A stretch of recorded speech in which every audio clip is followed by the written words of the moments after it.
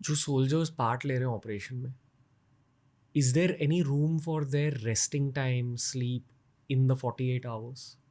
सो होता है, बट ये नहीं हो सकता कि वो सो रहा है वो 48 आवर्स। जनरली क्या होता है जब ऑपरेशन चलता है ना, तो उसके अंदर आदमी अ, अगर आप ये सोच रहे हो कि वो रेस्ट मांगता है, तो मुझे नहीं लगता रेस्ट। एक एक जुनून होता है कि एक आपके दिमाग का फितर होता है कि आपने ये करना है। और ख़ास तौर से अगर आपको मालूम है कि आपका देश का दुश्मन उस इलाके में है, तो आपको अलर्ट रहना पड़ता है। यस, अब 10 जवानों में 1 या 2 3 को शायद रेस्ट की ज़रूरत पड़ती हो, but generally one doesn't. Specially the जो आदमी कॉन्टैक्ट में होता है ना, वो ये नहीं चाहता कि वो छोड़ दे, बिकॉज उसका एक्सपीरियंस होता है। उसको मालूम है रात के अंदर सारी चीज़ों को समझ में आ रही हैं कि ये जो शेडो है ये क्या लग रहा है, वो जो लाइट का फिल्टर पड़ रहा है वो क्या है, उसको समझ में आता है। अब वो अगर आँख को मुंह बंद करके इधर से उधर आँख कर देगा और दूसरा आदमी आके समझेगा, उसको समझने में, उसको टेरेन को समझने में मुश्किल होगा। उसे मालूम है कि मैंने लास्ट टाइम इस टेररिस्ट को यहाँ से यहाँ मूव करते हुए देखा, या बॉर्डर के ऊपर उसको मालूम है कि मैंने इस दुश्मन को इस बंकर से उस बंकर जाते देखा। जब तक वो दूसरा आदमी आकर के अपनी आँख को अडेप्ट करता है, रात के अंदर देखता है, समझता है, तब तक दुश्मन निकल सकता है। Right, so these are challenges. One, yes, but हमको ट्रेन करते हैं इस चीज़ के लिए, और धीरे धीरे आपकी साइकोलॉजिकली ग्रूमिंग होती है। हर बटालियन के अंदर एक सिस्टम होता है कि ये ऑपरेशन जाने पहले आपको ट्रेन किया जाता है for long operations, not for short operations. You used a phrase which was like जो आदमी कांटेक्ट में होता है, मतलब क्या? कांटेक्ट ये मतलब आपके ऊपर फायर आया है और आप फायर का जवाब फायर दे रहे हैं।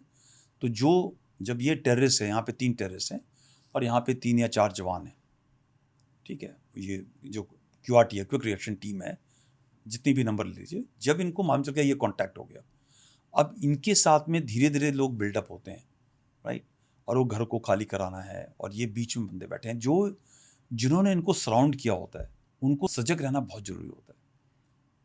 एक तो फायर ये नहीं देख के आता कि किस टाइम पे आएगा, आपने सर ऐसे किया और उसी टाइम में गोली हुई और थैंक यू हो गया। आपने फायर किया, उसी टाइम में सिविलियन मूवमेंट हो गई और सिविलियन की डेथ हो गई। ये चीज़ें जब टेररिस्ट करता है नहीं सोचता है। हमारा फायर कंट्रोल बहुत ही ज़रूरी है। तो जो कांटेक्ट में है वो आदमी बहुत अलर्ट, ये भी टेररिस्ट भी बहुत अलर्ट है। राइट, उसके पास फिर it is all about game, nerve का गेम होता है कि कौन कितना सजग है, कौन कितना अलर्ट है, और उसको निकलने नहीं देना है। तो कई बार गैप होते हैं, कई बार सिविलियन का सहारा लेके निकल जाते हैं। तो कांटेक्ट का मीन इवन LC के ऊपर है। सो जो पोस्ट एक दूसरे के ऊपर फायर करिए, मतलब दे आर इन कांटेक्ट। किसी ऑपरेशन में या कॉम्बैट सिचुएशन में सफलता किन चीज़ों पर डिपेंड करती है? सबसे बहुत बड़ी चीज़ है किस्मत, भाग्य। राइट, ऊपर वाले का रोल रहता है। भाई जिसका जिस दिन लिखा हुआ है उसी दिन नंबर आएगा। आप कितनी भी कोशिश कर लीजिए, उसका नंबर उस दिन आएगा जब वो लिखा हुआ है। तो उसकी स्टोरी मैं बताऊंगा आपको। ने पूछा है, बड़ा अच्छा सवाल पूछा है। और मैं हमेशा बताऊँ 100% अगर सक्सेस के लिए कोई रूल पोजीशन है, 95% इज भाग्य, किस्मत, लक। बट ये 5% 10% जो है वो मेहनत है, और वो उतनी ही मेहनत है जो 200-300%, उसको आप डिफाइन नहीं कर सकते। आपको वो मेहनत करनी ही पड़ेगी। रिहर्सल्स हैं, ट्रेनिंग है, प्रैक्टिसेस हैं, 1000 किस्म के सिचुएशंस हैं।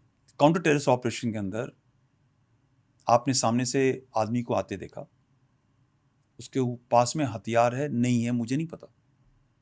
सिचुएशन नंबर 1, ग्रेनेड हो सकता है, कुछ नहीं चाहिए, वो तो जेब में हाथ डाल के आ रहा है, बाहर निकालेगा फेंक देगा। अंदर सुसाइड वेस्ट हो सकती है, नज़र नहीं आ रहा। क्या फायर खो सकते हो? नहीं खो सकते हो। आप उसको नज़दीक आने देते हैं, कितने डिस्टेंस आने देना है, कब वो फायर हो सकता है। आप उससे बात कर रहे हैं, कोई दूसरा स्नाइपर तो नहीं देख रहा, क्योंकि उसने तो एक बार सक्सीड करना है ना।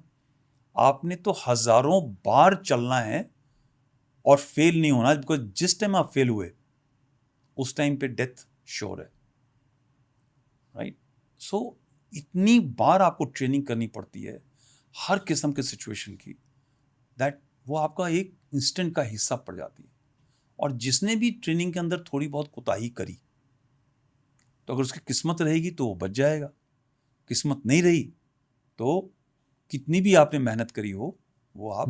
सो there is a lot of role which is of, I think, destiny.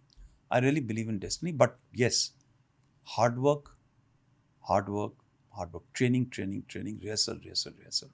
मतलब स्पोर्ट्स और एंटरप्रेन्योरशिप की दुनिया में एक कहावत है, sweat more in training, bleed less in war. Absolutely, is it true absolutely. In actual no war? No, in actual war तो बिल्कुल सही है। देखिए, खासतौर से लड़ाई के अंदर, इवन काउंटर टेररिस्ट ऑपरेशन के अंदर, अगर आपने ट्रेनिंग नहीं करी है तो आप हमेशा मार खाएंगे। देखिए, सिक्स सेंस कैसे डेवलप होता है? आपने उसी चीज़ को, और हमारे यहाँ ये भी कहते हैं, जो पढ़ा है, जो देखा है और जो किया है, आप वही कर सकते हो। Pattern recognition. Pattern recognition.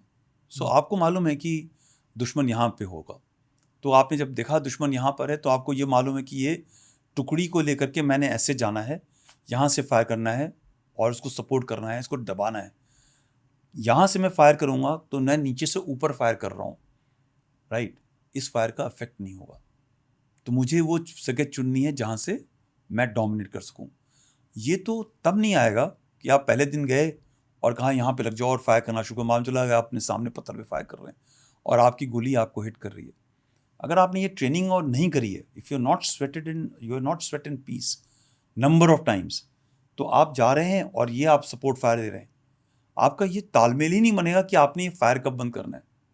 अगर आपने पहले बंद कर दिया तो दुश्मन खड़ा हो जाएगा और वो आपके आदमी जो एक्सपोज्ड हैं उनको ख़त्म कर देगा।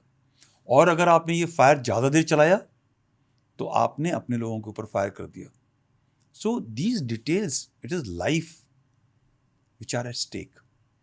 और जितनी पैटर्न, और ये तो मैं बहुत सिंपल ऑपरेशन की बात, इसी के ऊपर अब आरटी का ले लीजिए, मिसाइल फायरिंग के ले लीजिए, एयरफोर्स का आना है।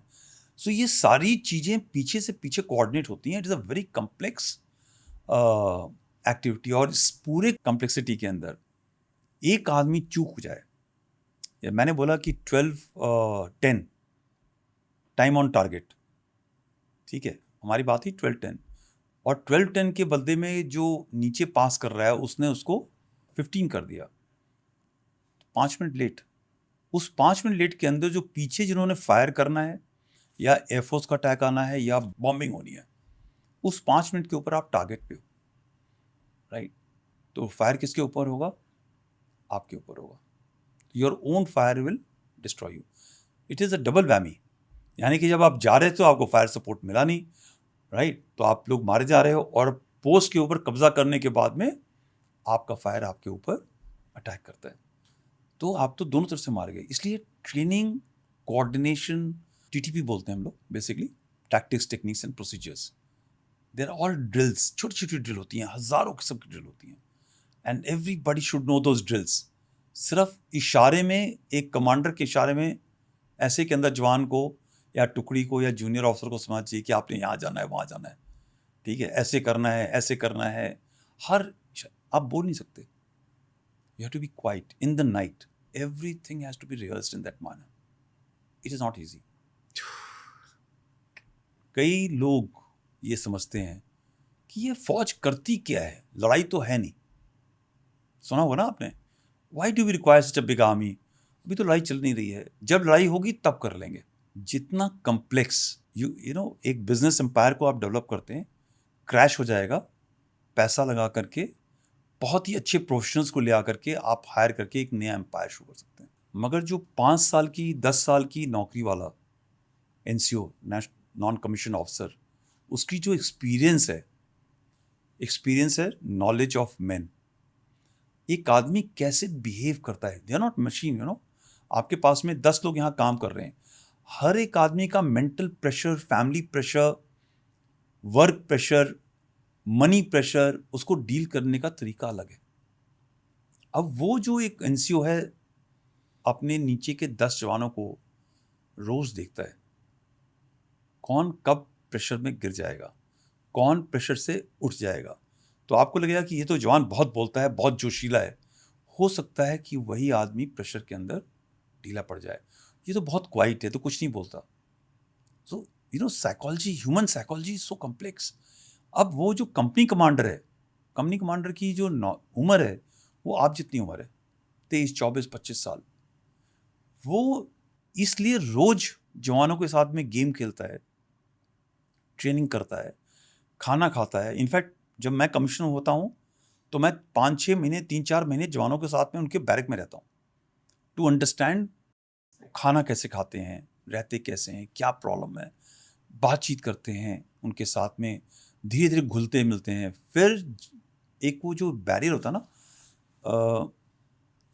आदमी एक दूसरे आदमी से अपनी दिल की बयां बातें नहीं करता। We specially men are very quiet, हम बहुत सीक्रेटिव होते हैं अपने अपने प्रॉब्लम बताने, बिकॉज जैसे ही आपने शेयर करना शुरू कर दिया आपकी मैस्कुलिनिटी के ऊपर थोड़ा सा वो हो जाता है। इट इज़ दैट वो जो ट्रस्ट होता है ना, वो समय लगता है उसको बिल्ड करने में, and that is the strength जो हमारे देश की आर्मी है। उसका स्ट्रेंथ ये है कि वो जो ट्रस्ट है धीरे धीरे बिल्ड होता है वो इशारे के ऊपर। ये जो भी जानता है कि मेरा जो एनसीओ जेसीओ कंपनी कमांडर है, सीओ है, वो पूरा जानता है हिस्ट्री कि ये ट्रस्ट के लायक है, कितना ट्रस्ट के लायक है। सिमिलरली मैं भी अपने जवान को जानता हूँ कि वो कितना ट्रस्ट के लायक है और कौन सा काम मैं उसको दूँ कहाँ करने के लिए।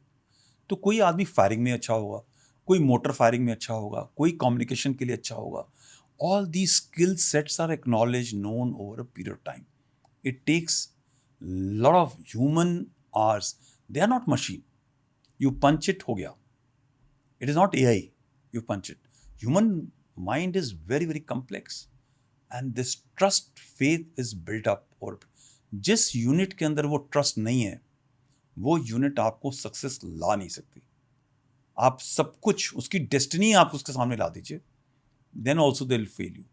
बट जिस यूनिट के अंदर एक ऑफिसर, जेसीओ, जवान के अंदर एक ट्रस्ट है, फेथ है, and that trust faith comes with lot of interpersonal relationships.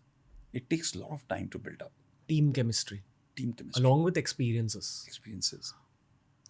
Okay. To summarize some parts of whatever you have said, sir, भारतीय फौज को बहुत ज़्यादा रिस्पेक्ट मिलता है in international arenas. A big aspect of that is experience. क्योंकि इतने सारे ऑपरेशंस होते हैं भारतीय फौज के टेन्योर के दौरान, probably more experiences than other militaries from other parts of the globe. Absolutely. Fair to say? Fair to say. And a big chunk of those experiences are coming out of Kashmir. Yeah, of course, because of the current generation, right?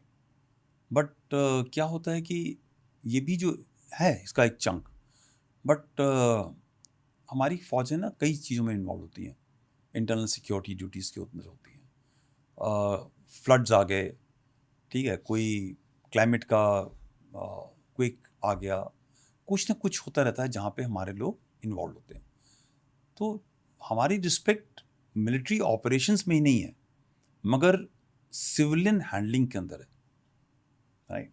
एक मैं आपसे भी उतने ही प्यार से, इज्जत से बात करूँगा जितनी मैं किसी बुजुर्ग के साथ करूँगा। तो उसको हमारे जवान को पता है बुजुर्ग के साथ कैसे बात करनी है, लेडी को रिस्पेक्ट देना है, plus they are always under supervision. People skills. People skills and supervision ये है हमारी कि आप, हमारी इज्जत है, मेरी पलटन की इज्जत है कि अगर किसी हमारे जवान ने किसी ऑपरेशनल एरिया के अंदर किसी लेडी के साथ में दुर्व्यवहार कर दिया तो मेरी बटालियन की इज्जत तुरंत खत्म हो जाएगी। It will always be remembered in my battalion और रेजिमेंट हिस्ट्री कि वो पलटन वहाँ थी, वहाँ पे ये गलत काम किया। तो इसीलिए हमारे यहाँ पे आप ये भी देखेंगे पनिशमेंट की जो प्रोसेस है, इट इज़ नॉट लाइक कि आप कहीं चले गए और पहले पुलिस में लिखवा रहे हैं और सालों साल केस चल रहा है। हमारे यहाँ तो तुरंत court of inquiry, court martial and thank you. So these are disciplining factors which are ensured कि एक हमारा जो पीपल स्किल्स हैं वो भी मेंटेन किया जाए। We will fire, we are train to fire only जब हम कंफर्म हो जाता है कि दुश्मन है। हम स्पेकुलेटिव फायर नहीं करते। चलो देख लेंगे, कोई बात नहीं, हो सकता है दुश्मन हो सकता है, कुछ हो, जंगल है तो फायर कर दिया ना, ऐसा नहीं है. Our fire is only for effect, only for enemy. So this is recognised all over, and that is why हमारी CICT ऑपरेशंस भी सक्सेसफुल होते हैं.